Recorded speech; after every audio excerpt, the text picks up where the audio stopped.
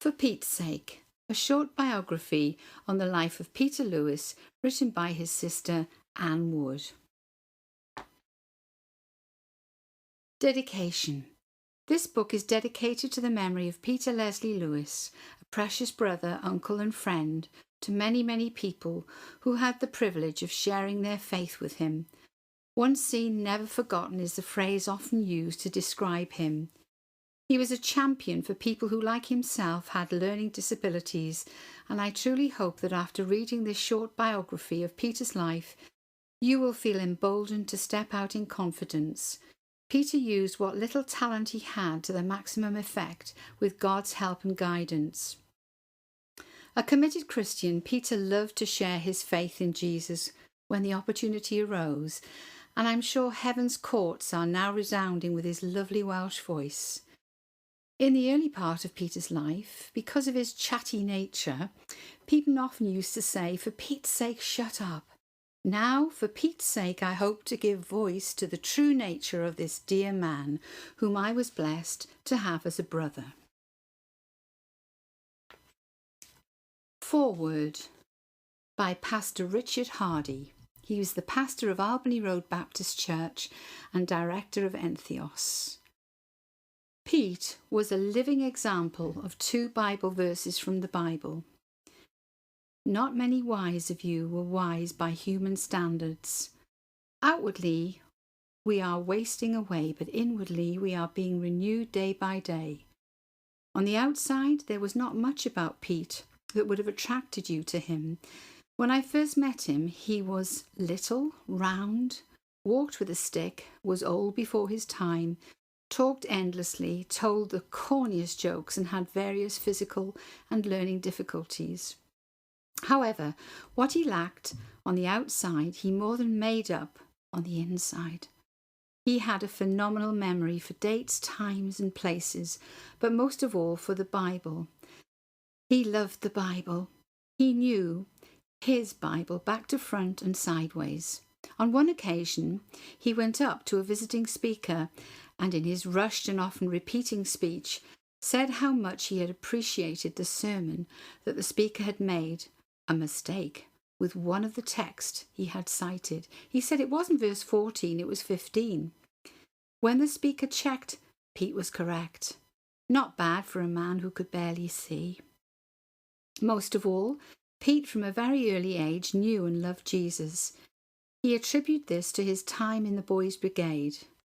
Shortly before his untimely death, I asked Pete what his ambition was, and he said, "Just once in my life, I would like to see someone come to faith through my witness as a Christian." What Pete had no appreciation of was the fact his life had already had, and his sudden death would have. Over the years, I've taken many funerals, but none so eventful as Pete's. We had the police, ambulance, rescue helicopter and the fire brigade all turn up at the funeral. We had the national press and hundreds from every area of Peter's life, taxi drivers, charity workers, Sainsbury's sales assistant, those with disabilities of all kinds. Pete, you made a difference and still are. Just this past week, we baptised somebody who came to faith as a consequence of Peter's witness. My prayer is that through this book, Pete's legacy may continue and many others might come to know the Lord he loved more than life itself. Pete, we miss you more than words can say, but we know this, we will meet again. In the meantime, there is a seat in the church that will be forever Pete's seat, no matter who in the coming years or days will sit in it. Chapter 1. Up, up and away. Perched on the end of the bed, my brother Peter watches as I struggle to shut his suitcase for the next morning, in readiness for his flight home to Cardiff, following his holiday with us in the northeast. The annual event he so loved and looked forward to, especially being fussed over by the pretty air hostesses, was a source of joy, not only to us as a family, but to the many people with whom he would come to meet during his time with us. "Why do you have to bring so many clothes with you?" I asked. All these jumpers, it's summer, you know. I'll never get everything back in the case with all this new stuff you've bought, and it's probably way over the 20 kilos allowed. Oh, let's see. Let's throw away some of these worn-out socks and pants and keep this bulky blue jumper here for the next time in the drawer. But when will I get it back? Questioned Peter, who hated parting with any of his belongings. You can just leave it here as a spare one for next year, I casually reassured him. That blue jumper would never be worn by Peter again. The following year, in the early hours of Saturday the 28th of April 2012, Peter was tragically stabbed to death on his own doorstep. What follows is my attempt to portray the life of someone who will be immortalised in the hearts and minds of so many people privileged to have met him.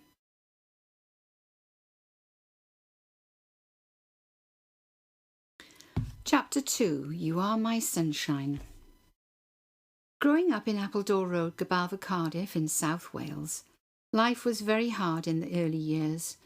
Living in cramped conditions, sharing rooms with our grandmother and Mam's younger sister, Auntie Vi, meant that life was stressful and arguments ensued. I was too young to remember much, but years later, Peter would thankfully recount mostly the happy times when Granny Hillman would sing to him, "You are my sunshine," and always refer to him as her sovereign. Perhaps sensing the vulnerability and the hard time ahead for this little firecracker of a life. How does anyone value a life? Peter often used to joke that if he'd been around in Hitler's world, he would most certainly have been one for the gas chambers. But at a time when the phrase special needs had never been coined, Peter was once classified as mentally retarded, or at least that's the label they wanted at the time. Peter loved recalling the story about when he and Mam were in the office of some official talking about Peter's future and education. It was there that Peter first heard that phrase, mentally retarded. He would get excited at the thought of what followed. I remember Mam turning to me and saying, "Peter, would you mind leaving us in the outside and waiting outside for a moment, please?" Peter, always being a real nosy Parker, probably had his ear pressed to the door. It seems Mam's usual composure had departed her, since Peter didn't need to strain to hear the lambasting the official received. "I've never heard Mam so angry." The conversation always dwindled after that, and I was just left pondering what was the meeting all about and what difference, if any, Mam's insistence on the removal of such a label actually made. Strange thing is, although I did sometimes wonder in what way Peter himself thought he was different, it didn't seem to matter. He was just Peter, unique and unquantifiable. He was living with whatever it was, and I knew that it was sufficient for him that someone had stuck up for him, and he was so proud of Mam. I often wondered exactly what difference the stand had made, since his education, such as it was blighted by moves to one special school after another, all trying to accommodate children with moderate to extreme physical, mental and educational needs, all seemingly lumped into one building. Those poor teachers. Peter soon grew bored of doing puzzles. He had so much energy and often got into trouble. So much so that as a punishment, he was actually locked in a room on his own at some point. And when the school bus arrived home, at the usual stopping off point, Peter was not among the children. Mam was mortified to hear that they had seemingly forgotten all about him, switched off the lights and gone home. Imagine the headlines today. Life went on, but one very astute teacher noticed that Peter listened to stories from the Bible with an intensity that made him stand out, and he could always answer the questions. At her insistence, Peter was transferred to Gabalva Special School, where more formal education was undertaken. Learning strategies were no doubt thin on the ground, and Peter floundered, but worst of all was the constant bullying. "The boys used to corner me in the playground and make me take my false eye out," he said. Enough was enough, so it seemed, and I can vaguely recollect the scene in our kitchen at 161 North Road. My mum, with a basic nursing background and calm disposition, was forcing Peter to drink something over the sink, which promptly made him vomit. It was a strong mixture of salt, which produced the desired result of regurgitating the bottle of aspirin that he had swallowed. Being only 6 at the time, I recall everything carrying on as normal and nothing more said. Understandably now, thinking back, as attempted suicide was then a criminal offence. Life was tough in the Lewis household, but my mum's favourite Bible verse was, "In quietness and in confidence shall be your strength." Isaiah chapter 30, verse 15. Only years later, I truly understand where she was coming from. Needless to say, Peter left school unable to read or write.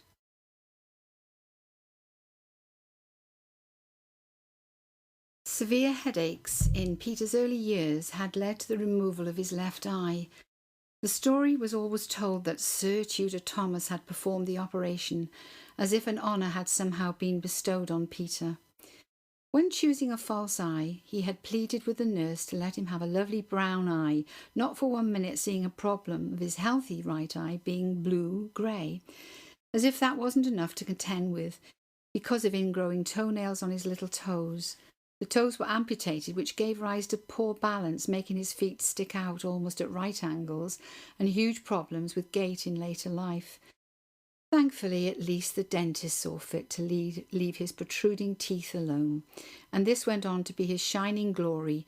That cheeky smile endured right up to his 68th and final birthday. Peter was the middle child of our Welsh parents, John and Doris Lewis. Michael was the eldest. Both boys had it tough, with a dad who, sad to say, had a ferocious temper. Although never amounting to physical beatings, fear was palpably more bruising at times. I came on the scene in 1950. It seems life softened slightly in the Lewis household with the birth of a girl, or so it appeared to Peter. Here is an extract in Peter's own words, as taken from an article published in the Mental Handicap Forum magazine, December 1989 edition, called Peter's Story Part 1, dictated by a scribe. My brother Michael was born on Boxing Day in 1940 early in the morning, and I was born on April the 2nd in 1944, writes Peter, which was also in the morning, on a Palm Sunday. What a wonderful joy came into our home when the birth of my sister Anne was made known to me by my dad. I was told by my mother that it was after midnight that her birth took place. At the breakfast table, my dad asked me to choose a name. He wouldn't let anyone else choose but me, so I chose Anne because I knew a girl by the name of Anne from my first school who'd been kind to me. And there was me thinking it was because of the royal birth that year. I'm actually happier to know the real reason, because Peter never courted image. The nature of Peter's disability was such that he couldn't sit still and was unable to undertake practical tasks with any degree of concentration. His learning was severely impaired in that he couldn't read or write, and numbers were completely out of his grasp. The one thing that he did do well was talk. "You've been injected with a gramophone needle," is what our Auntie Vi used to say. Little did they know that in years to come he would become an advocate and a guest speaker for people with learning disabilities, even down to sharing the stage with the Queen at one time. The reasons for Peter's disabilities were never really discussed as a family. He was just Peter. He was a happy-go-lucky little boy who loved playing make-believe Peter Pan, with me taking the part of Wendy. Oh, they were happy days. The parts of Smee and Captain Hook were seamlessly intermingled into his performances, with all the voice changes that entailed. In that fairy tale existence, it was no wonder that he viewed our spinster Auntie Vi as a fairy godmother. The endless little treats she would bestow on us as children. Sometimes just simple things, like extra food during the post-war period when things were a bit short. She worked for Marks and Spencer's as a window dresser, such a glamorous job to us as a family, to see her transform the windows of the store in Queen Street. No such thing as mass-produced corporate design displays in those days. It was all her own work, unique and tasteful. And so it was that any leftover canteen treats came our way. I can still taste those sardine sandwiches to this day. Unbelievable. Over the years, every family has its highlight stories to tell. And in our household, the one that sticks out in my memory is when Peter had his dream come true. That was to visit London and see Big Ben, close up and personal. He had a fascination with clocks. And so it was that Peter was bathed in the middle of the week. He knew something was up. And Mam got me up early in the morning and dressed me in my best clothes and cap. Always the cap. And she said to me, "Peter, you're not going to school today. You're going on a very special journey on a train with Auntie Vi to London." I was so excited I skipped and jumped with glee. I felt like Dick Whittington. The day was preceded by a visit to the M&S store, en route to the station. Auntie Vi showed Peter off to her colleagues and the manager, who apparently pretended to clock him in and give him a real proper wage packet with a little bit of spending money. Oh joy, oh wonder, can it get any better? He didn't stop talking the whole day, according to Auntie Vi. In reality, she would have had to have saved up for a long time and have gone without. Even on the day, she had enough money only just to buy Peter the much talked about beef dinner. Listening to Peter, you would have thought it was the Ritz, but it was in fact a transport cafe, and Auntie Vi simply had a cup of tea. That's what fairy godmothers do. Thank the Lord for those kind moments, because the future world was waiting for Peter like an ambush of hungry wolves in a bad fairy tale. Chapter 3. On the Move. Our move to 161 North Road, Gabalva, brought many blessings, not least having space and garden to play in. Dad was a hard-working handyman and soon built his own work shed, and some time later even a garage, as we were the only house in the street to have a car. Situated less than 100 yards across the main road was a building that would feature immensely in Peter's life and mine, Gabalva Baptist Church. Peter attended Sunday school and the midweek children's own meetings. It was here that Peter honed his God-given gift of memory. The weekly Bible memory verse would be recited to perfection and numerous prizes brought home. Mam would read it and test him. I think I was secretly a little bit envious, and although I joined him on the odd occasion, I drifted away feeling that it was Peter's special time. I do remember being fascinated during story time and thought it was quite magical how the cut-out Bible characters just stayed put on the board. It was early days of felt-backed flannel graphs. The church also ran a weekly Boys' Brigade club, which Peter joined in. This became a source of joy to him. He loved the discipline and took such pride in making sure his uniform was perfect. Mam would help him to chalk the white bits on his cap and belt. Going away to camp was the highlight, not just because washing facilities were minimal, but because of the fellowship and friendship of the officers, who were also church deacons. The Boys' Brigade skipper was a giant of a man in terms of Christian love and faith, and he would spend long periods of time talking with Peter, listening and helping him to read and write, in a desperate attempt to get Peter the coveted award badges. Peter felt cherished and understood for the first time that God loved him and had a purpose for his life. It was during an evening service in one of the camp expeditions that Peter committed his life to Christ, and he was later baptized in Gabalva Baptist Church. Date again from Peter's story, Sunday the 30th of September 1962. That was no easy feat for Peter, since he had a fear of water, and being dunked completely under the water would normally bring him into blind panic. I remember it well. Our family sat in the balcony of the chapel, my mum wringing her hands, holding her breath, praying that the minister, the Reverend Russell Jones, would be up to the task, Peter being a portly 16-year-old. The proceedings began with Peter giving his testimony, a little rushed and nervous but full of conviction. There must have been a few angels assisting, since he was sincere and serene in his composure and didn't struggle. He came up unspluttering and smiling to the rapturous singing of the congregation. Words can't really explain what a profound impact this had on us all, and life's journey would demonstrate that this decision was the most important he would ever make. Chapter 4.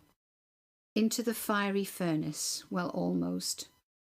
Peter was gifted with a brilliant memory. Oh boy, was he. He could remember dates, times and details long since forgotten by anyone around him, jokes by the thousand, punchlines sometimes amiss, but all clean. Included in this was his gift of recalling Bible verses and whole passages in context. Ministers used to call him a walking Bible concordance and would often shout from the pulpit, "Peter, where's that verse I'm alluding to?" And within a blink of an eye, it would be hailed for everyone to hear and wonder. I had made up my mind that on his next visit up north I would sit down with him and let him dictate his life's memoirs with all the relevant dates, of which you could be sure were completely accurate. We were robbed of that opportunity, for which I grieve so much. I can almost see him wagging his finger at my feeble attempts to recall dates and events, now without his input. Thankfully, I have since uncovered information about important dates from going through the mounds of paperwork he kept over the years. One such document was a copy of an application to become an advocacy worker with Cardiff People First, working with adults with physical and mental disabilities. I can just imagine Peter's scribe being totally blown away while he was able to quote not just the full date of employment history, but the actual day and amounts that he was paid. My father, being a firm believer in a strong work ethic, in other words, you don't work, you don't eat, told Peter that he would have to find a job, come what may, despite the labour exchange being unsuccessful. And so it was that Peter found his way to Edward Curran Engineering Factory at East Bank of the River Taff. Thursday the 15th of September 1960 till the 28th of February 1969. It was a steel rolling mill where the women were not to be messed with, and at one time employing Shirley Bassey. A more unsuitable, dangerous environment you couldn't have found for someone of Peter's disposition, but back then health and safety risk assessment wasn't on the agenda. He had no eye-hand coordination, and in his case only one eye, and I learned many years later that it was a sheer miracle that Peter actually didn't lose his other eye with all the pressed hot steel flying around the place. Just like the biblical character Daniel, whose friends were thrown in the furnace of Babylon, I truly believe God surrounded Peter with guardian angels. One such angel came by the name of Peggy. I think she was a saint, all things considered, as Peter was about as useful as a chocolate fire guard in a practical situation. She must have been tasked with the job of supervising Peter on a day-to-day basis. Peter hated her nagging, but knew she was his only ally in times of trouble, which were numerous. A staunch Catholic, she often found herself tongue-tied when it came to competing for scripture verses to back up her line of theology. Sparks of a different kind would fly. The world of work was a rocky one for Peter, with sackings and new employment along the way. Because he could not read and write, manual work was all there was. An impossible situation all round, as I can well remember times when I would ask him to do the washing up for me, only to have to do it again because his brain was always some other place and he seemed incapable of homing into the task in hand. I feel quite guilty now at the thought of me being cross with him and saying, "No wonder people used to shout at you, concentrate on what you're doing." Among some of the places he worked were the Blind Institute of Varna Bakeries and lastly the Lakeside Kitchen in the University Hospital of Wales in Cardiff. This last place of work had something of an upstairs-downstairs theme to it. Dad, who by then was retired from the Air Ministry, took on a small job as a porter working in the university teaching dental hospital, and he got Peter a job there. Dad was also a union rep, so must have had some influence, because no CVs were in place those days. Peter's role was to work as a kitchen help, mostly washing up. Yeah, You've guessed it, trouble ahead. No amount of fairy liquid was going to help this situation. Although Dad was pleased that Peter was in paid employment and not lazing about the house because he couldn't tolerate laziness, their paths rarely crossed during the working day. By accident or design, I can't be sure. Peter endured an unhappy time down in the bowels of the steamy, tense kitchen environment, understandably so. Everyone knew that Peter had a very short fuse and his temper would flare. He would often be baited just for the fun of it. Have you got the picture? So now the upstairs bit of the story. Peter used to take his lunch upstairs in the general canteen when hospital staff would congregate there. Teaching professors, surgeons amongst them. And Mum said that Dad came home one day and related to her what he'd witnessed that day. Walking through the canteen, Dad spotted Peter sitting at the top of one of the tables, talking animatedly to a group of some of the professors who had apparently asked Peter to join their table. They were hanging on his every word. Armed with his little red New Testament, he was enlightening them on matters of theology and personal faith that they found hard to grasp. It had a huge impact on Dad, who felt, amongst other things, humbled and bemused by what men of regard saw in Peter. He did not break into that scene, but merely passed on by. Years later, when Dad was confirmed in the Church of England, still holding off against those Baptists, he came to value Peter's God-given gift of discernment of God's word, which had a restorative effect on his relationship with Peter. And a verse in the Bible sums it up. But God has chosen the foolish things of this world to confound or shame the wise. 1 Corinthians chapter 1, verse 27. If such wonderful lunchtimes were the highlights of Peter's day, then the return to Hades was the fate that followed. Until one day, when he could bear the taunting no longer, he picked up a broom and broke it across the back of his tormentor, who happened to be the chef on duty that day. Whoops, that was Peter's last day in the kitchens of Lakeside Canteen. Praise the Lord. From that day on, Peter never again entered the role of paid worker, and thankfully, realising his situation, he was later placed on invalidity benefits by the DHS. Peter was not at all unhappy about this, but likewise he wanted to do something to feel a sense of worth. And that opportunity was to come many years later, following his next big hurdle in life, independence.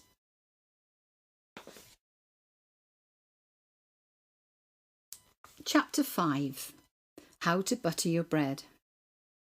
If I'm honest, it's not something I put a lot of thought into what would happen to Peter when Mum and Dad died. Dad had passed away some 2 years prior to my marriage to John, and Mum was left with the job of looking after Peter. This was becoming a huge strain, and arguments between them often ensued, due largely to Peter having too much time on his hands with nothing to do. We visited as often as we could and celebrated our daughter Hannah's first birthday with them in Cardiff, and Peter was the ecstatic uncle. Returning to our home to Plymouth the next day, somehow that extra long way from the gate by Mum as we drove off into the distance set off subliminal thoughts that barely registered with me at the time. It is much later, when you analyse those precious moments, that feelings of knowing come back to you sickeningly, because exactly a month after this happy event, Mum died from a massive heart attack early one morning. This affected Peter profoundly, not least because he carried with him a sense of guilt that he had not known how serious the incident was and didn't know exactly what to do. I often chastise myself that in hindsight I should have been asking myself questions like, what would Peter know how to do if Mum was poorly, and set a plan in motion for him. But Mum was never a person to make a fuss or bring attention to herself. But she had telephoned me the night before for a long chat. It was unusual for a Monday, and said she had walked to the doctor's that day, but had to stop because of an awful chest pain. She had merely been given a prescription which she would take to the chemist the next day, and Mum, being Mum, made it seem that all was under control. She became extremely ill the next morning, sending Peter into a flux. but he did manage to ring the doctor and say that his mum was very ill. The doctor said that he would call after his surgery, and Peter, not understanding the severity of things, thought he could help by going to the chemist with a prescription from the previous evening.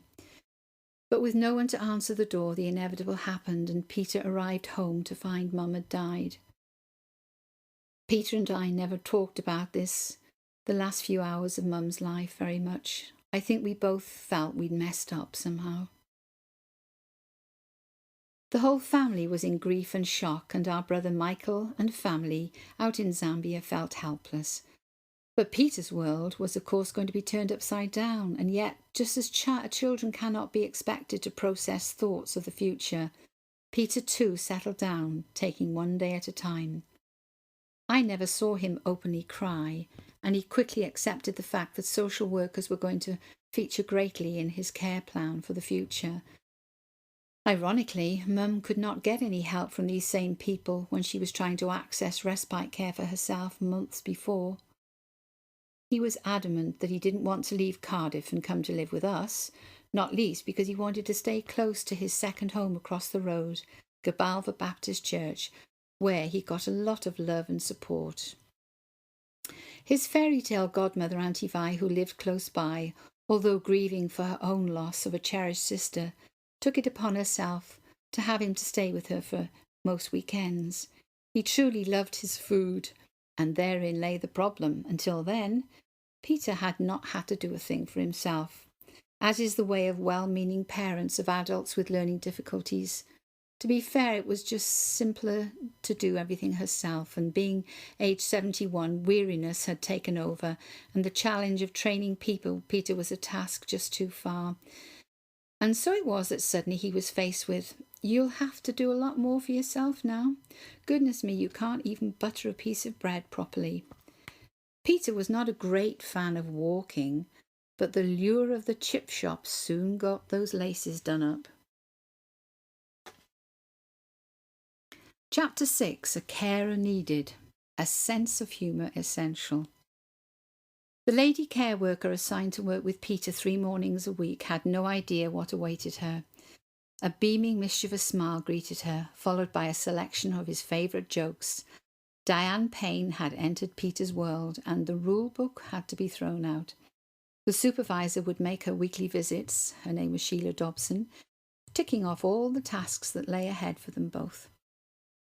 Diane confessed to me, just lately, that they had to stifle a giggle, knowing that the ironing and housework would be put on hold, while instead they made up a picnic and went into one of the lovely parks of the city. We would just sit, talk and enjoy the fresh air. "Good for you," was my response. She later helped Peter move when the family home was sold, and he moved to a second-floor flat in Colham Road, where to his joy he was allowed to keep a budgie called Davy. Most decent people that met Peter just loved him, and Diane and her family were no exception. They still laugh at the memories, one in particular, when he was a guest at their house. Following a post-Christmas meal, they had settled down to watch Indiana Jones. To stop him talking through it, she plonked a tin of sweets in his lap and said, "There, shut up and eat these and watch the film." It worked for a short while. Well, there's only so many Quality Street a chap can eat. The family still remember those times with laughter. Peter had various care attendants over the years, Pat being among them, and lastly Mary, who became like a family member to them. Such was her devotion to Peter. Peter's supervisor, Sheila Dobson, nicknamed the matron, was tireless in her pursuit of trying to get Peter to lose weight.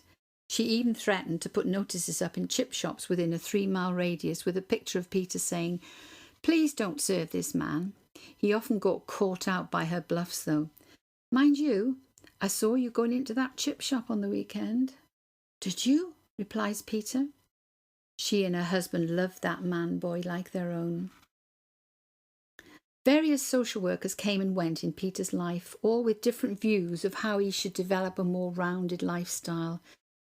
He was told, "You're a religious fanatic and you need to get out and have a good time." This term seemed highly offensive to Peter, who quickly pointed out that he didn't particularly like religion, but saw it more as a relationship. Not wishing to be uncooperative, however, he agreed to go on a social weekend they were arranging for him. Partnered with his namesake Peter, he had the most miserable weekend of his life. He could laugh and joke with the best of people, but drinking and playing on one-armed bandits for most of the time was not his idea of a good time. Not least did he have an insatiable desire for knowledge and wholesome conversation. But that weekend he missed the spiritual food of the Sunday sermon, where God-inspired thoughts would be lodged for time and eternity. With respectful thanks, he just declined any further offers of social education, certainly of the kind that they were offering.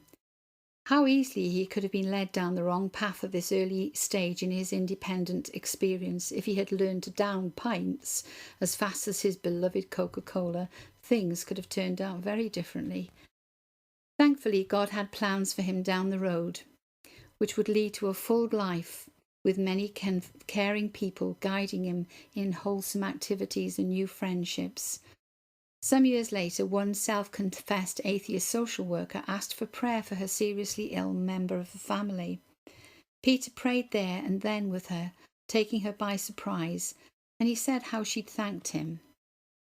At some point, he was encouraged to join an adult literacy class. It was held in the Friary in Greyfriars Road in Cardiff. He never missed a day and loved the fact that he was being given homework to do. He was being treated like a real student for the first time and revelled in all the attention he received. He had a great imagination and was encouraged to write simple stories and illustrate them. Money well spent was a pottery project. I visited the project once and found Peter straddled on the floor with a huge lump of clay, making his version of Big Ben, big being the operative word. The organisers said he was her favourite pupil, and there was there no shortage of ideas of what to make. Such was his imagination. He used up their whole allocation of clay in 2 months. Everything had to be larger than life. A selection of lovely items made for his nieces and nephews. An egg cup for Hannah was a full-size chicken. A plant pot for me became a huge swan, not to mention Santa and his sleigh and sack full of toys.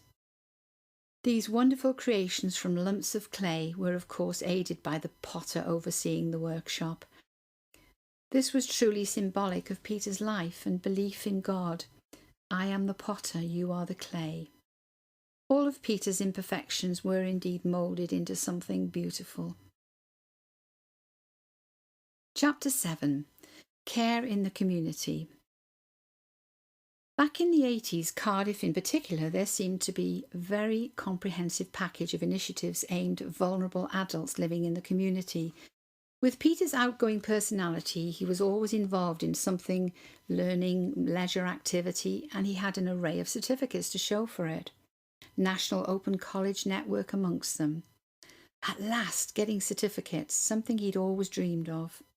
The one I think he was most proud of, though, was his 15-year award for volunteer services from Scope in Albany Road.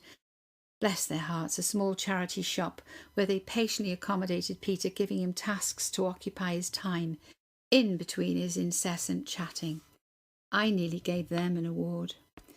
But the top 3, which were very dear to his heart, were Cardiff People First, Artegi, and lastly his beloved Causeway Prospects, held fortnightly in his church. Stories from all the dear folk who shared immensely happy moments over the years could take up several volumes, perhaps for another day.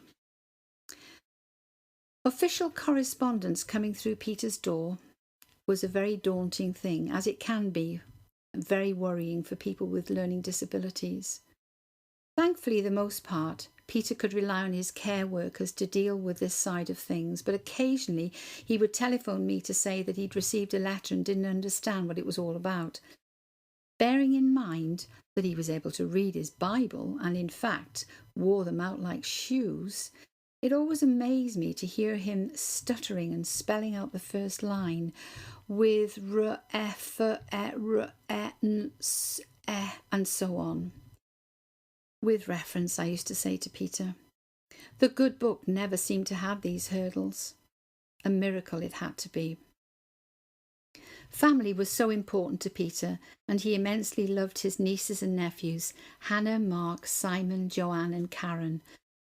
As my brother Michael and his family lived abroad for many years, my two children had the privilege of sharing their growing up years with the famous Uncle Peter, whom they adored. The smiles on their faces while watching a grown man tearing the Christmas paper off a huge cuddly teddy bear was priceless. And even in those difficult teenage years, they were always proud to introduce their visiting Uncle Peter to their friends. To be an uncle was one thing, but his nephew Simon presented him with the honour of being a great Uncle Jack. And had he lived, his joy would have been tripled with the births of Jessica, sister to Jack, and Samuel to his niece Joanne, who had longed for a child and ironically had conceived during the traumatic week of Peter's murder. She confided to me that she was convinced that Uncle Peter had put a good word in for her. Peter enjoyed many a holiday over the years, in between visits to us, and his annual away weekends and with his church friends were delightful. In the early years after Mum died, I discovered a company called Glanmore Christian Holidays in North Wales, where they accommodated him each year. With genuine friendship, it appeared. He was the star of their let your hair down evening. They jokingly said that they would let him have a free week just to ensure he came back to entertain the guests. The company eventually branched out to include European holidays, so Spain and Austria were added to the postcard collection. Safe in the knowledge that like-minded people would take him under their wing, Peter's dream ambition came true in the form of a holiday to the Holy Land. The highlight being the fish supper on the Lake of Galilee, where his namesake apostle, under the watchful eye of Jesus, caught that huge bash of fish. Shame about the chips, though. I so looked forward to Peter's annual visit to us during school's summer holidays, when I would be free to take him out on day trips. And inevitably, he would meet new people who he would add to his Christmas card list, and they still talk about him to this day, remembering the boy man who brought laughter to their day in an innocent, beautiful way. He had an unfortunate habit, though, of leaning in a bit too closely when engaging people in conversation. I often observed a quick backward step, completely understandable. And so it was one evening after a lovely day out to St Mary's Lighthouse in Whitley Bay. I broached the subject as gently as I could. "Peter, you know my friend you met today?" "Yes, what about her? She was lovely. Lovely lady, and I liked her grandchildren too." How can I put this? Well, when you speak to a person you've never met before, you have to be aware of their personal space. Silence. "What do you mean, personal space? You've just made that up." "No, Peter, it means giving yourself and the person enough space between you without feeling you're on top of them. In future, try to imagine that you and the person are standing in the middle of your own hula hoop." In Peter's case, extra large. He remained silent, but was obviously deep in thought, chewing over the scenario. The next day, I ran into another dear old friend, and Peter, impatient to make her acquaintance, butted in. "Hello, I'm Peter, Anne's brother from Wales, but I mustn't get too close to you." The conversation froze, and her look told me what she was obviously thinking. After tea that night, "Peter, when I told you not to get too close, you actually caused more harm by telling the person that you mustn't. She thought that you had an infectious disease." He thought that was funny. Well, he got another chance to practice this new routine on the Sunday afternoon of the Sunderland Air Show. I noticed my school head coming towards me, and I stopped on the grassy bank to chat. Peter, puffing to catch up, determinedly climbed the slope, stood his ground, leaned in so far he nearly fell over, and extended his arm to shake hands. "Hello, I'm Peter," etc., etc. Looking a bit perplexed, she also extended her arm in the same exaggerated way, thinking perhaps she must have BO or something. As we walked away, Peter inquired proudly, "Well, did I get it right this time?" "Pete, that was brilliant, spot on." I didn't have the heart to tell him that on reflection I preferred the up-close and personal manner of his greeting after all. Chapter 8. Disability Hate Crime. There followed a move to a more suitable ground floor flat for Peter, who was now developing problems with his knees and hips, so a new chapter began for him in an area not previously well known to him in Roath, Newport Road. He'd also been assigned a new care worker called Mary Whiting. Ah, Mary.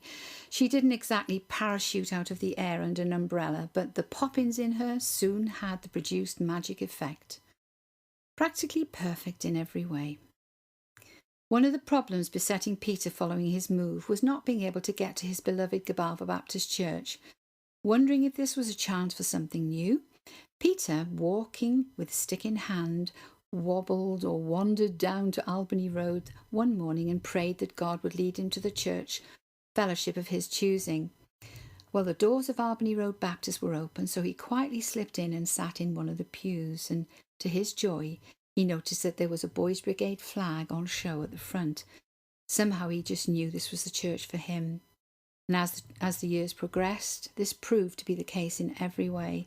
A more loving bunch of folk he could not have found. He was immediately welcomed into church the following Sunday and was assigned a pastoral deacon by the name of John West, who himself had a son with learning difficulties. Ironically, John had done some electrical work at the infamous Curran Steel Works, and it was he who had told us about Peter being in a totally unsuitable place. His son Stephen soon became firm buddies with Peter, and they particularly enjoyed going to the fortnightly Causeway Prospect meeting held in the back of Albany Road Baptist Church every other Sunday. These dear vulnerable adults, often accompanied by ageing, doting parents, were made to feel very special, and the service always included opportunities for interaction and plenty of singing with percussion instruments played, in varying tempos, of course. Bible stories delivered at a very basic level left Peter itching to put meat on the bones and fill in the gaps with the numerous scriptures at the ready, much to everyone's amazement. I once watched a training video featuring a gifted gentleman leading a service for this group, enabling them to participate in a meaningful way at their level without fear or embarrassment. And it was profound in its simplicity, and it had a huge impact on me. It was not unknown for Peter during a midweek meeting at a different little church fellowship to be called upon to give a word where the speaker hadn't made it. He would say, "My heart was beating with excitement and I knew exactly what God wanted me to preach on." Chapter and verse at the ready, of course. Noisy neighbours forced a further move to Claude Road in Roath, where Peter settled quickly. This was only supposed to be a temporary move while the flat got fitted with soundproofing, but he actually preferred the new locality as it was close to all his connections and amenities. And to his delight, he was able to keep a cat, which he named Taffy. This was the ultimate happiness for Peter, who enjoyed the company and responsibility of caring for his newfound friend. As with a lot of government initiatives of care in the community, inclusion support for schools, etc., it all starts off well with promises, usually following closures of support venues, but the reality is that over time it's usually the vulnerable in society that get the raw deal. And the key word that should apply to such groups is continuity. They are the least likely to cope with change, especially when ultimately more problems are going to occur further down the line and will end up costing more. There was a time when for many years Peter was not known to any particular social worker because his case was going along well with no problems. That was all down to his dedicated care worker Mary, whose attitude towards Peter was one of total respect, awarding him a sense of worth. Their weekly routine was flawless, well, most of the time. Mary and her husband Stephen genuinely loved Peter and often went over and above what was required, such was their devotion to him. Mary brought enrichment and dignity into Peter's everyday life. There had been some disastrous arrangements in the past where designated care workers, some through no fault of their own, with little understanding of people with learning disabilities, had not the patience or imagination to cope with the tantrums that could so easily flare up from silly little things going wrong. As with a number of adults with learning difficulties, it is sometimes difficult for them to relate to problematic situations with the same degree of tolerance and understanding. This can, of course, be true of many fully functioning members of the community, but they are more subtle about their grievances, and their passionate indignations are accepted without question. Fear of not being understood was at the heart of Peter's agitation and frustration at times, but without exception a quiet word from Mary or myself would dispel his fears, and he would never bear a grudge, and he would apologise to those concerned if he had spoken or acted inappropriately. I felt so sorry for him on one occasion, on the telephone, explaining to me how he had apologised to the doctor's receptionist for his rudeness. Why is it always me that has to apologise, though? Does she not realise how annoying it is when I have to keep being asked for my date of birth every time I ring for an appointment? My efforts to explain that, unique as he might feel, there might actually be another Peter Lewis on the register, and the only distinguishing information is the date of birth, never seemed to satisfy him, though. Sadly, his life was all too often blighted by his closest neighbour in Claude Road, who felt that the authorities shouldn't house the likes of Peter amongst normal people. There follows an account of a normal person. On New Year's Eve in 2008, Peter went out into the communal back garden, excited to see the new year in with other residents, only to be greeted with, "If he wasn't such a retard, I'd hit him straight over the wall. He should be in a place for retards." Yes, I know, that falls right within the bounds of disability hatred, a phrase which was very much in the spotlight at the time, following the murder of such an individual. I documented everything thoroughly, presenting the facts of numerous disgusting and outrageous incidents to the police. Half a notebook. But their only reply was that without evidence they could not take any action, merely have a quiet word with the man in question. Had the situation been reversed, I'm quite confident that Peter would have been apprehended under the Mental Health Risk to the Community Act. So much for sanity, hey? One day, out of the blue, a new social worker was assigned to Peter Lewis of Claude Road. I knew this because of a phone call one evening from the person in question. Physical damage had been done to Peter's flat by way of a brick thrown through his front room window, for which the police had been called. Naturally on his own, agitated and frightened, Peter went into a barrage of condemnation of his next-door neighbour who, and I have to agree, was most certainly the perpetrator. "Well, unfortunately, bricks don't carry fingerprints, so that could only be speculation," was their response. Not the one that Peter wanted, who had a high regard for the police and naturally expected them to see justice done by immediately cuffing the person in question.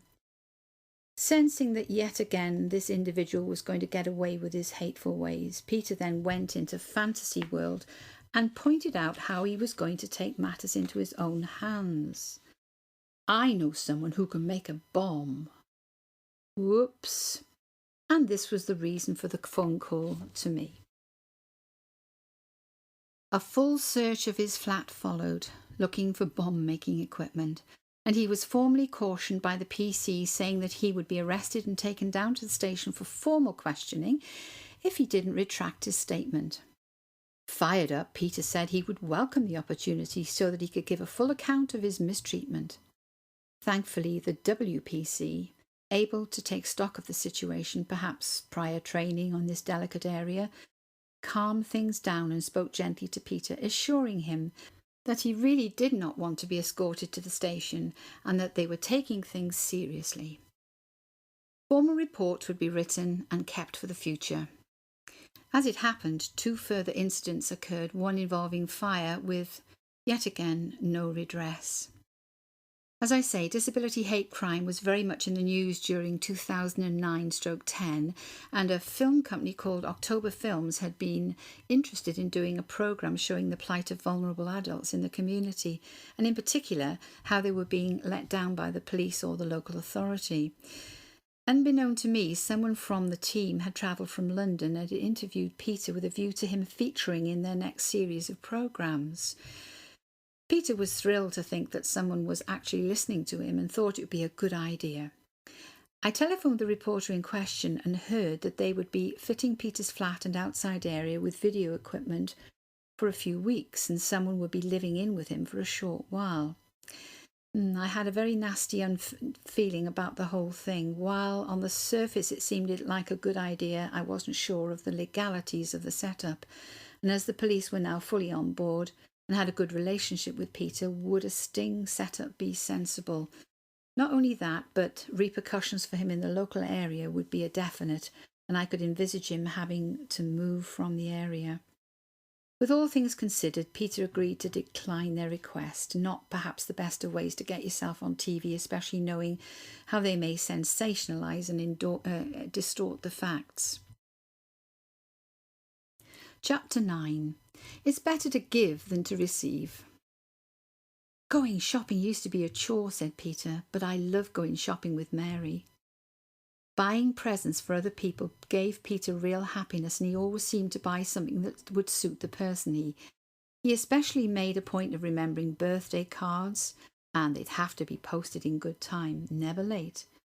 In an age now where it seems that siblings are bought a little something to compensate for their brother or sister having birthday presents, I well remember Peter's remark that my birthday was as special for him as if it was his own, and he enjoyed seeing me open cards and presents. That stuck with me, and years later I made it a point that our children should also understand the value of waiting for their birthday and celebrating with others meantime. Unfortunately, Peter's world once again started to fall apart upon hearing that Mary would have to be taken off him due to departmental changes. She was being transferred to short-term care department while Peter remained in their long-term register. Many angry phone calls ensued between the authorities and myself, not to say the copious emails and letters, but they wouldn't budge. And there followed the usual inconsistency of 2 or sometimes 3 people dropping in and out of Peter's life. He was heartbroken, even though he did see Mary socially once a week. Peter was never quite the same after this major change, which had embittered him, and for my part I was feeling bad that I had not been able to keep my promise to fix it in retaining Mary's services, even on a private basis. Such was the heartlessness of the people concerned that they were even threatened her with breach of contract if she worked with Peter even on her days off. He felt like he was more of a burden to society because of the people now in charge of his care package were so rushed and disinterested in him as a person.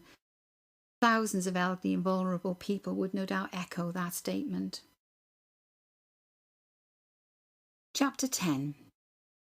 It started off just like any other Saturday. Because Peter was a people person, the disability organisations he was involved with quickly realised that they had a ready advocate for their cause, and he was soon promoted to the status of champion. This required him to speak to various groups and, ironically, included the police during their disability awareness training.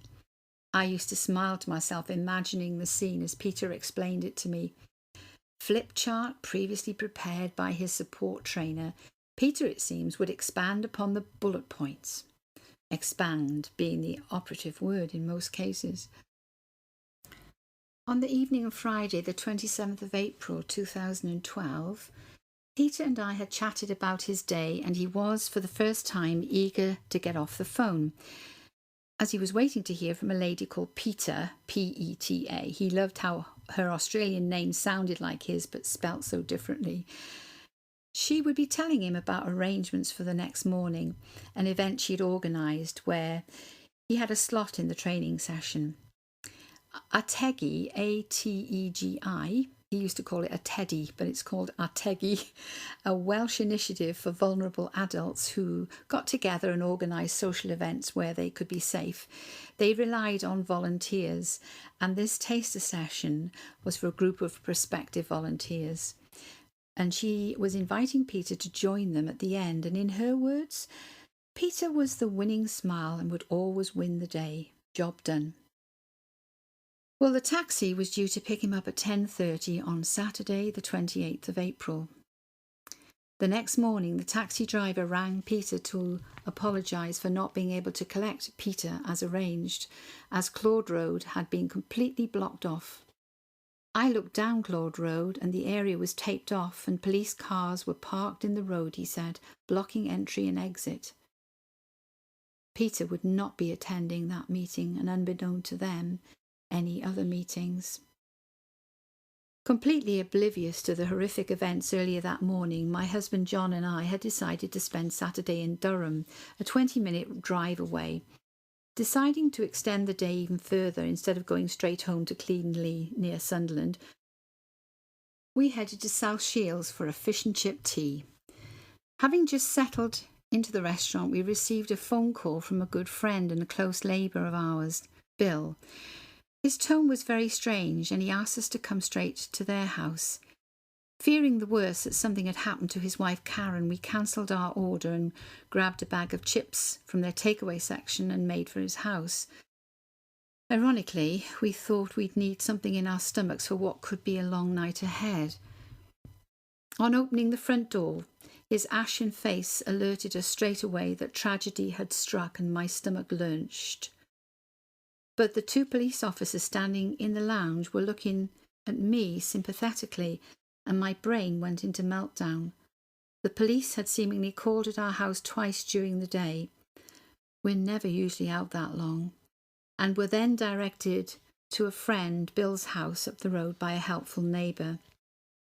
Our initial thoughts rushed to our children, Hannah in South Africa and our son Mark in Aberdeen. Then one of the police officers asked me if I was the sister of Peter Lewis. We are sorry to inform you that your brother Peter Lewis was stabbed on his own doorstep during the early hours of this morning, and he died shortly after arriving at the hospital. You could never predict how you would react in such a situation, and for several seconds nothing registered with me. I sat down, unable to show any emotion, but instinctively going into I can sort this mode, as I had done countless times in the past when Peter had called for my help. Don't worry about this anymore, Peter. I promise I'll sort it all out as I always do. Then the finality of that cruel word filtered back. Died. How can this be? A vulnerable person like my brother. Eager for explanation and yet not wanting to accept the inevitability of the situation, I listened as these strangers related the cold facts that Peter had answered the door at 2:30 a.m. in the morning and had an altercation with a drug, alcohol-filled young man knocking on his doors looking for his girlfriend. For reasons as yet unknown, Peter was stabbed. Having collapsed in the passage, he managed to activate his community alarm button, which was worn around his neck. All I can remember saying to the officers is, but he promised me he would never go to the door at night. We could have been forgiven for immediately jumping to the conclusion that his neighbour had been the perpetrator, but seemingly while Peter was still conscious waiting for the ambulance, he told the attending police officer that he did not recognise his attacker. One single stab wound with little blood, and yet the blade had managed to pierce part of the bowel. Such was the internal bleeding that upon arrival at the hospital he had a fatal cardiac arrest.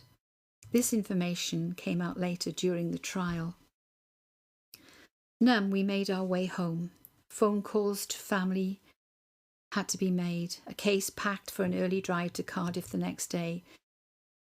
Sobbing into my pillow much of the night, the whole scenario had to be stored like a boil waiting to be burst until we were able to talk to the police and make some sense of it all. It rained the whole journey, and entering the basin that was Cardiff, it seemed the whole city was shedding tears, such was the downpour. 2 family liaison officers were assigned to us as a family and were already at my eldest brother Michael's house in Cardiff when we arrived. Michael had also been out on that fateful Saturday and he was unable to be contacted. One officer in particular, Gemma, became very close to us and her support was invaluable throughout. Such was the impact of Peter's story on her that she later told me Peter's lifetime wish to lead at least one person to faith could well be realised in her. She now regularly reads the Bible, albeit it's an e-Bible, and she said, "I hope Peter would not disapprove." Of course, newspaper coverage had already begun big style in the Cardiff Echo offices, and late that night, waiting to be served in a small Tesco checkout, I had to get cat food and litter for Taffy, who was now our responsibility. My eyes focused on a pile of newspapers on the counter. It's funny how you can just stare at a headline but register nothing. Well, why would I? I had more important things on my mind.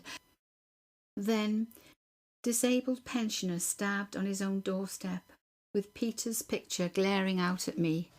I needed to get out quickly. Staying with various kind friends during the days ahead, leading up to the arrest, we were preparing to meet with the chief superintendent to give a televised plea for witnesses to come forward, when a phone call from Gemma gave us news that an arrest had been made. A known criminal, a local drug dealer, addict by the name of Will Jones, had been arrested. A complete stranger to all of us, including Peter, but the sting in the tail came when Gemma had to break it to us that he was pleading self-defence because Peter had apparently come out at him with a knife. Understanding our utter horror, Gemma now had her work cut out, guiding us through her world where crime and deception were the order of the day. We shall never forget being driven to police headquarters in Cardiff, where my brother Michael, husband John, and I were invited to meet with the divisional commander for Cardiff, along with a senior investigating officer. Very gently, the chief superintendent explained to us how they had managed to ascertain who had committed the murder and the manner in which they had tracked him down. A huge team working through the night, scouring hours of CCTV footage, house-to-house searches, and a healthy mix of good old-fashioned gut instinct led to an arrest. During this tense, sombre session, a lighter moment occurred, which we laugh at to this day. Following a knock on the door, one of the senior detectives addressed his boss in his beautiful Welsh tones. "Excuse me, sir, but we've got Sainsbury's on the line." The seconds passed, and a quick glance at the expression on the chief inspector's face was saying, "This had better be good."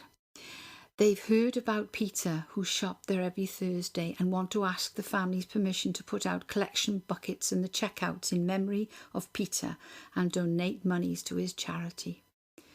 We were gobsmacked and humbled. Our Peter was out there in champion force. Not only that, but they wanted us as a family to visit the superstore so that we could chat to the many shop assistants whom Peter had befriended.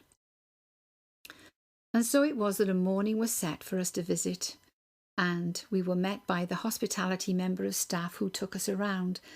Such happy stories of Peter's Thursday shopping event.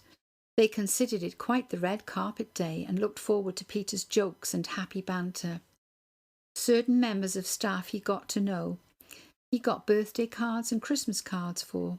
Simon from Cooked Meats was particularly choked when he recalled opening his present on Christmas Day, not before, to find that it was a book about motorbikes.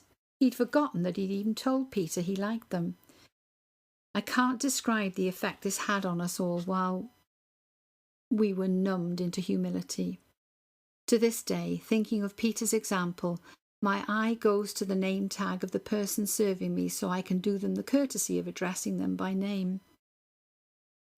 If that wasn't enough, the store also did a centre-page tribute in the paper.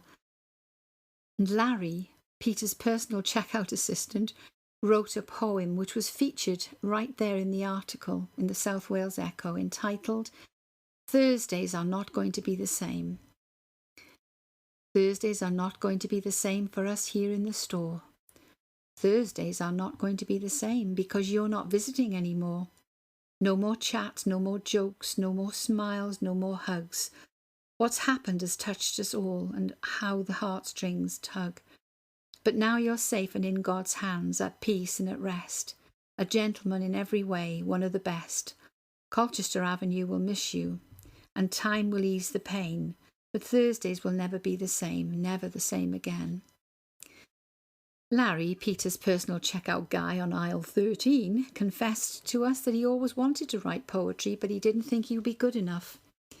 After this brave attempt, inspired by Peter, he went on to write several more and got them printed and donated the money to Peter's charity. Now, the previous January, John and I had visited Peter and offered to take him to do his weekly shop there at Sainsbury's before we travelled back up north. As we were short on time, I asked Peter if he wouldn't mind if we pushed him round in one of the store's wheelchairs to save his legs. He was happy with the arrangement and proceeded to direct us to the areas of the store where his favourite purchases were. "They'll have my bread ready for me," chimed Peter. "Don't be silly," was my response. "This is a huge superstore. It's not like your local bakers where they only deal with a few customers." Rounding the corner to the bakery section, I heard a voice shout, "All ready with your bread, Peter?" John and I just exchanged a look, and after a bit of his usual banter with the lady in question, Peter said nothing by way of "I told you so." All credit to him. 3 months later, of course, we were to truly appreciate just how much he was treasured by the staff, and I guiltily reflected on the speed with which we had completed the supermarket dash. Chapter 11. Love Lifted Me, When No One But Christ Could Help. Lines of a lovely old chorus seemed to play in my head. God used every available source to pour out his love and strength during this truly awful time. It came to us like a tsunami, love, support and guidance, without which we would have gone under. And yet it's often the little things you remember most, like the dozens of bunches of flowers left outside Peter's flat. In particular, I happened to notice a young woman walking away from the front porch of Peter's flat, having placed something amongst the bouquets. I rushed out to say thank you and saw an earthenware jar filled with fresh bluebells. She picked them from her garden that morning and was eager to point out that she had found a single white one growing amongst them. "It reminded me of Peter's innocent, childlike nature," she said. "It stood proud in the centre of the arrangement and will be forever etched in my memory."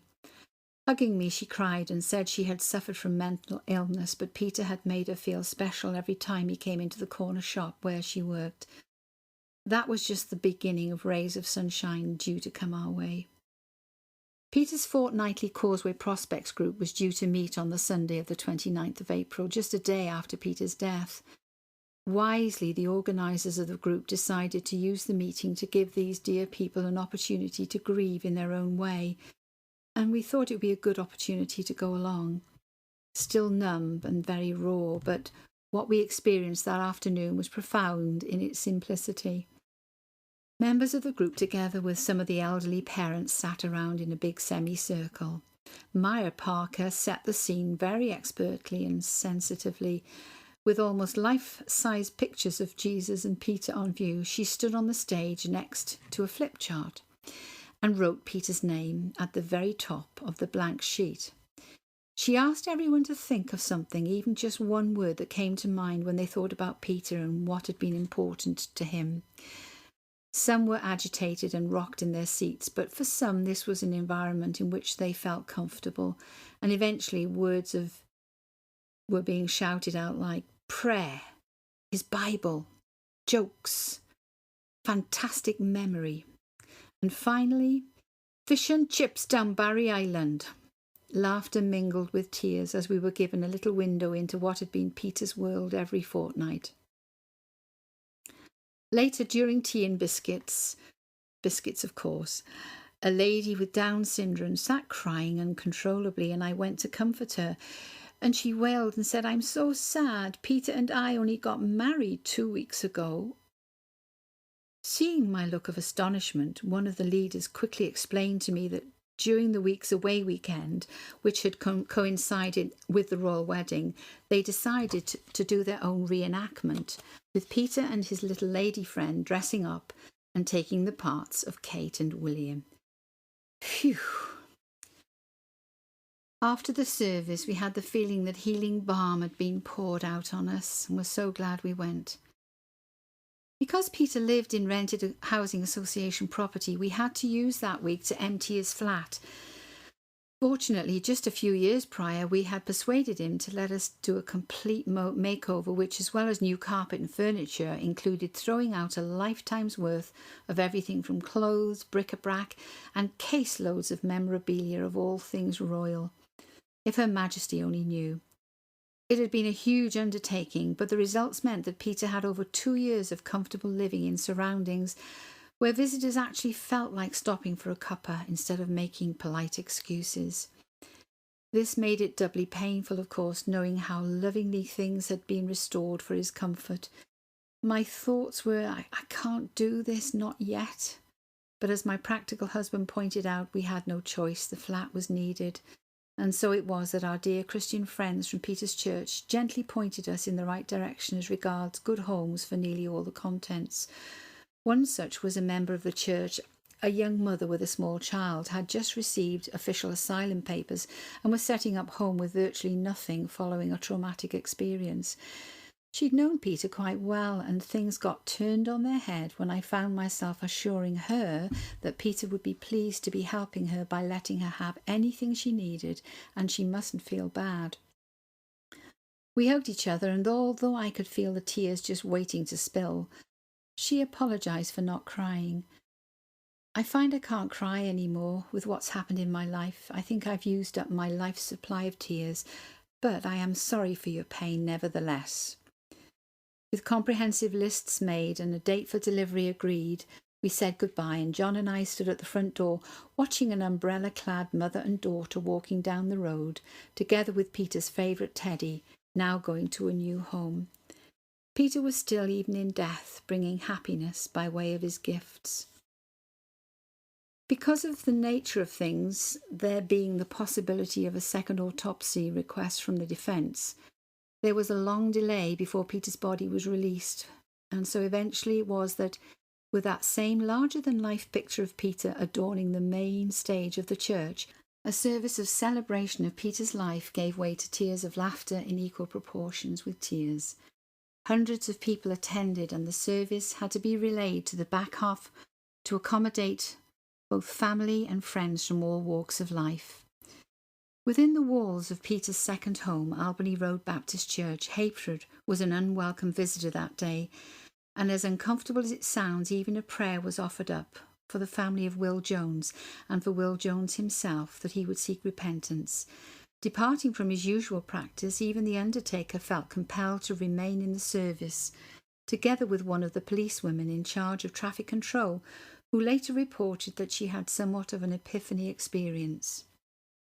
Newspaper coverage right through all the proceedings was incredibly sympathetic, and not for the first time, Peter made front-page news. Thursday the 21st of June 2012, St. Peter's Day, the headline read, "He had the ability to demonstrate the reality of what Jesus was like," quoted directly from the service by Richard Hardy, Peter's beloved pastor and friend. Chapter 12. All rise, let justice be done. With a trial date set for January 2013, the prosecuting team had their work cut out building a case for murder charges against Will Jones, who was still keeping to his plea of self-defence. We were entering the murky world of crime and punishment, feeling like bystanders, but conscious that we were actually on the roller coaster, like it or not. Our family liaison officer, Gemma, was our essential umbilical cord who kept us informed of developments, good and bad. They needed to present Peter warts and all, and she had the unenviable task of teasing out all things negative that could be used against Peter by the defence in terms of personality traits. Yes, he did have a temper, and yes, he wasn't backward in coming forward with his opinions of people who drank too much, I told her. I could see where this was leading, poor Gemma. But taking a knife to the door, that was premeditated. The image of Peter hobbling to the door wielding a knife was just unimaginable, and yet that was what the jury would hear. The forensic team had removed all the knives from Peter's cutlery drawer, which were then photographed and put in an album for deliberation by both the prosecution and defence. When we had set Peter up for independent living following Mum's death, a selection of knives from the kitchen had been put in Peter's new flat. most of which he'd never used and indeed couldn't use due to his latent arthritic hands. I was able to identify nearly all of them and able to show some of the matching ones that I still had, and this went in our favour during the trial in that Peter had not actually bought this array of knives. Any new ones were bought by his carer who prepared food for him, leading to the conclusion that the knife that killed Peter belonged to Will Jones himself. During the trial that followed, I couldn't help thinking how bizarre it was looking down on a group of complete strangers in the jury who were scrutinising pictures of my mother's old cutlery in a photo album. Surreal. Prior to things getting underway and sitting in the public viewing area, we waited for the defendant to be brought up from the cells. I thought my stomach would lurch upon seeing him, and I tried to prepare myself for this moment. This is the man that killed my brother. Joanne, my niece, who was sitting with us, was due to give birth within a few days, and we were very watchful of signs of stress. When it came, he looked like any other young man of his age, apparently in complete contrast to his condition upon arrest, so we were told. 9 months drug-free and 3 meals a day in prison had made the transformation. They predicted that he would have been on a slab in under 15 months with the life he was leading. Proceedings would have gone quicker in the days ahead had it not been for one of the most awful snowstorms which brought Cardiff to a standstill. Nevertheless, with all sides having eventually presented their evidence, the judge gave his summing up and instructions to the jury, who took just under 2 hours to return their verdict of murder. What had decided it for them was listening again to the recorded message of Peter making his plea for help to the emergency services. "A boy has hurt me. I've been stabbed. Please help me." That was the hardest thing to have to endure throughout the whole court case, knowing it was Peter's last dying words.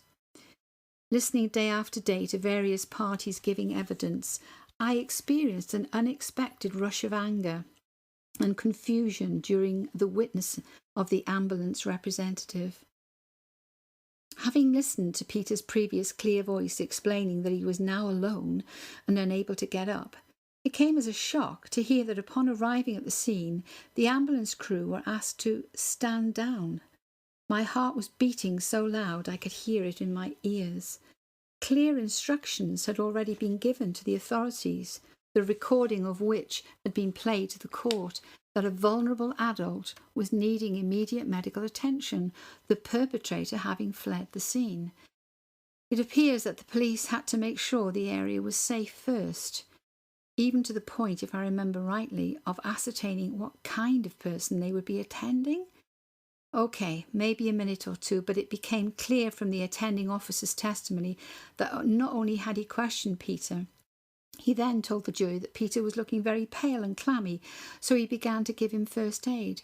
Why, I felt like screaming, when the trained crew were waiting at the end of the street? In my mind, even to this day, I feel Peter would have had a better chance of survival if he'd fallen on his own knife and called for an ambulance straight away. Because there was so little blood, it was only a paramedic that would have known that internal bleeding was probably taking place, and time was of the essence. I think it came as a shock to all concerned that it had ended with a fatality. Hopefully lessons can be learned. Nothing was going to change the outcome, however, and finally, to quote directly from the prosecution's version of events, it was the defendant who was out and about in the early hours after taking drink and drugs, looking for his girlfriend, and, we say, a man he had previously threatened to stay away from her. It may have been that when Mr. Lewis opened his door, he was verbally confrontational. That's hardly surprising when the bell is rung in the early hours. But he could barely walk unaided. We allege Mr. Jones was the one armed with a knife, and when Mr. Lewis challenged him, he didn't like that, and he deliberately stabbed him in the stomach, then ran, taking the knife with him. Anyone else would have closed the door quick sharp, but Peter, in his naivety, gave him a piece of his mind, and the following Monday the judge ordered Will Smith to serve a minimum of 22 years. We had all been holding our breath, and now expecting him to use his final moment to shout his innocence. Will Jones showed no emotion, and was led away with just a glance up at his father and brother, who looked so forlorn. 2 families had been torn apart, and all because of drug abuse. To say I had not felt angry and disappointed with God when all this happened would be a lie. I asked, why did he have to die in such a violent manner? I shared with my husband a short while later that I had a revelation that seemed to be God's way of easing my pain and answering my question. I began to ponder different scenarios of how death may claim Peter, and any of us for that matter. A long period of illness, which was a strong possibility given his health, or maybe, as family history dictated, suddenly from a massive heart attack. Peter hated hospitals with a passion, hated being touched and messed about with, and would become quite verbal and irritable and uncooperative, judging from past experiences. Not good. A heart attack, sudden, tragic, known only to friends and family. Then I compared this with the blaze of glory that he'd gone out with. So much press coverage telling everyone his story, his testimony he has never heard before, his day in court with a real judge. He died in the manner of his Lord, his side pierced just once, albeit Peter would be quick to remind me that Jesus had already given up his life before being pierced. It brought me to tears of acceptance. Peter's name had been revered more in death than in life. Still a very bitter pill to swallow, and as his pastor said during a service we attended some weeks later, no one could ever fill that place in the pew. As a committed Christian myself, I don't think I've ever been challenged directly to give an account of my faith or things of a religious nature. That's not to say I haven't been able to share my feelings and beliefs when opportunities arose, and never received any hostility in doing so. With Peter, however, people somehow felt they had nothing to lose by taking him on. It was only Pete after all. I admired him so much, as he was often not afforded the politeness I had enjoyed, and he did a much better job than me in the process. I felt like a replica, while he was the business. Jehovah's Witnesses, well, if we're honest, a tweak of the curtain and hope that no one knows that we're at home. Not so for our intrepid Peter. Quite apart from being invited in for a cuppa, most definitely a first, they got more than they bargained for and usually left feeling so challenged as to be uncomfortable. Such was his biblical knowledge, and after much good teaching, his understanding of how they misinterpreted many of the scriptures, they left with notepads full of questions for which they needed clarification before their next visit. He waited with anticipation, but he told me they never seemed to return. Chapter 13. Make them laugh.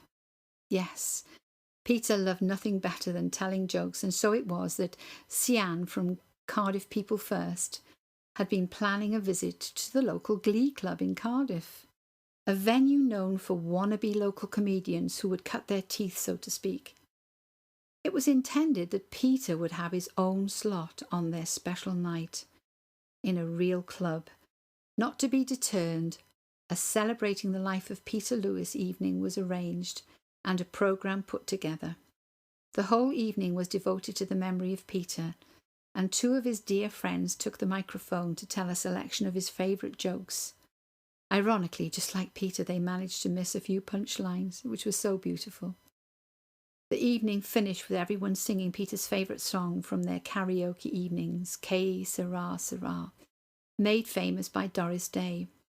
It was possibly the only secular song he knew, because it had been Mum's favourite. She intensely disliked her name Doris, but at least Doris Day lent some glamour, because the only other Doris she knew was the barmaid on Coronation Street.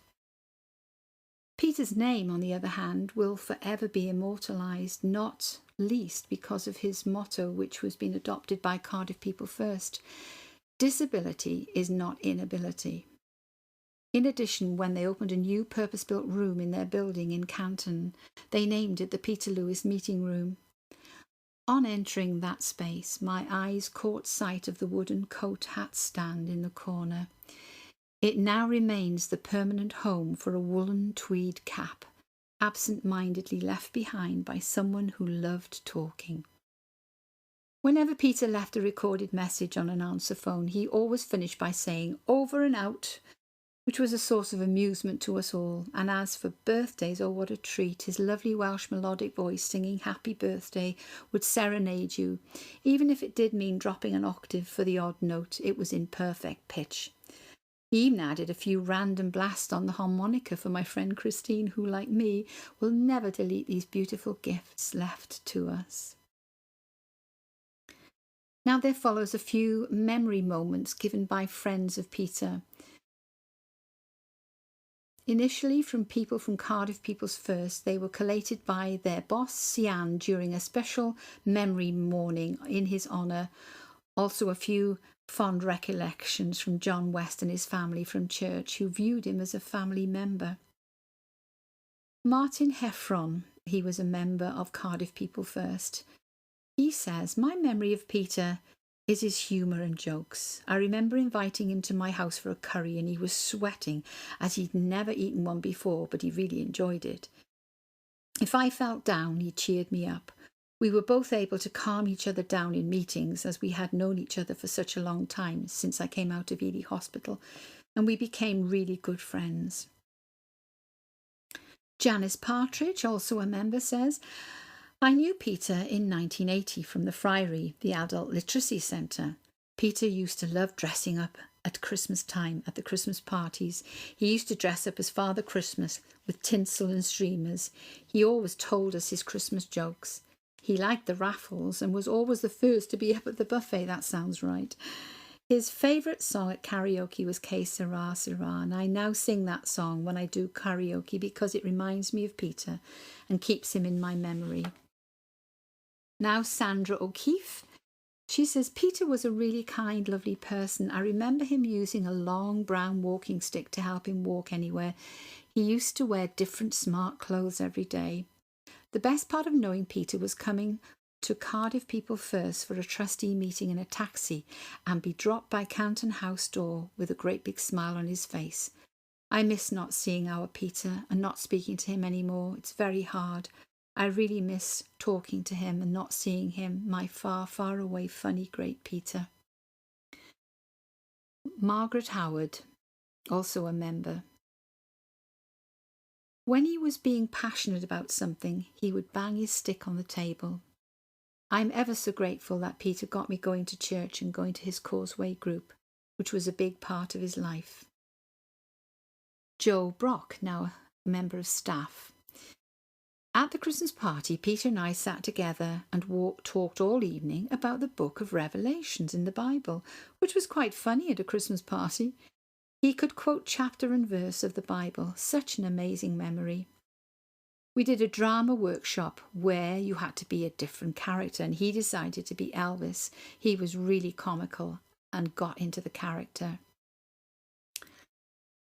Charlotte Grandjean, staff member. She says, "At one point when I first started at CPF, Peter was the healthy eating champion.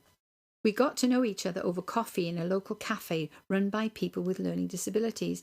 And I remember thinking, what a great job if I get to work with people like Peter. Whenever Peter had a disappointment or a disagreement with somebody, he would always apologise afterward. And sometimes he would bring them flowers to say sorry.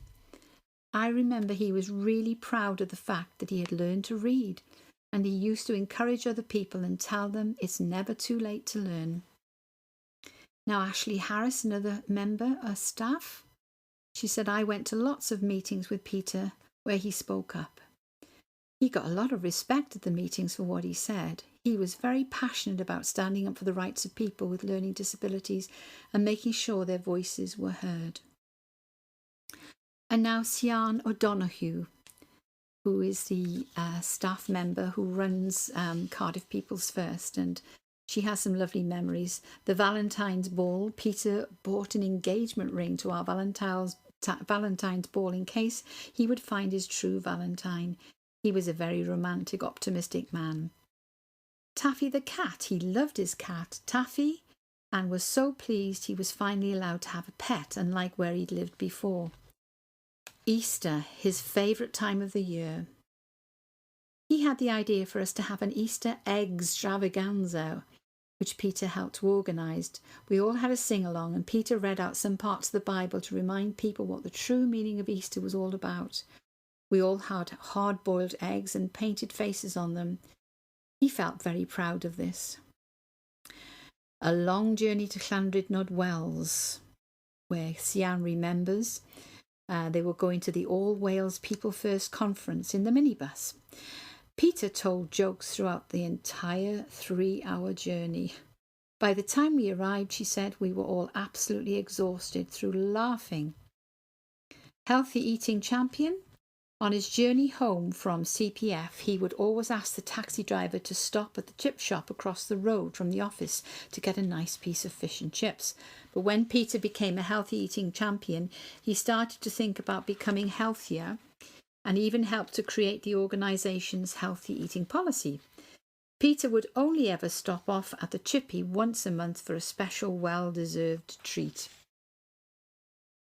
And now John West from Albany Road Baptist Church, who was Peter's deacon and a very, very good friend. And he said Peter played such a big part in our lives over the years, and we viewed him as a family member, always encouraging us to attend all the church events, both Sundays and during the week. He loved the men's fellowship and all the meals and entertainment. His only regret was that he couldn't join the ladies' circle.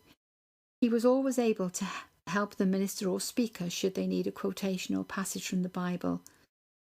He carried a bag with him containing 3 different translations of the Bible. My old Vauxhall Astra thankfully kept going over 40 years, giving him lifts, thanks to the large doors and wide seats. His highlight was Causeway Prospects, where he loved to light the candle and say the opening prayer. Happy memories of away weekends and church day trips and the worn-out jokes. Oh, in particular, there was a fight in the chip shop. 2 fish got battered. Well, Pete, looking forward to our reunion in heaven, where you will have a full complement of toes and 2 good eyes. Now to finish with an epilogue from myself. I couldn't finish without including Peter's favourite recitation, which was written especially for him. I remember our chapel's Sunday school anniversary was an amazing celebration of singing, drama and recitations. Held during the evening service, it was a highly charged atmosphere, and the Welsh preacher would make sure his passionate sermon was heard by one and all. Never a year went by without it being aired. We'd be having a little road trip and Peter would say, "Do you remember that recitation Mrs. Macy wrote for me called The Timetable?" Not really requiring an answer from me, and before I could say, "Yes, Peter, you recite it to me every year," he would set off almost at the speed of the locomotive itself, ensuring no interruptions, and word perfect, of course. Just like A. Milne with his poem, The Night Train, I can hear Peter's urgent Welsh voice keeping time for a poem that was uniquely his. The timetable. A table showing times correct we must consult to know when each arrival to expect and when the last will go. The gospel train leaves any hour and any minute too. The soul that trusts the Saviour's power will find salvation true. Today for you may be the last, so quickly get on board and be, when life on earth is past, forever with the Lord. Well, Pete, it's the final over and out till we meet again, and I hope I've done you justice. With love from your sister, Anne.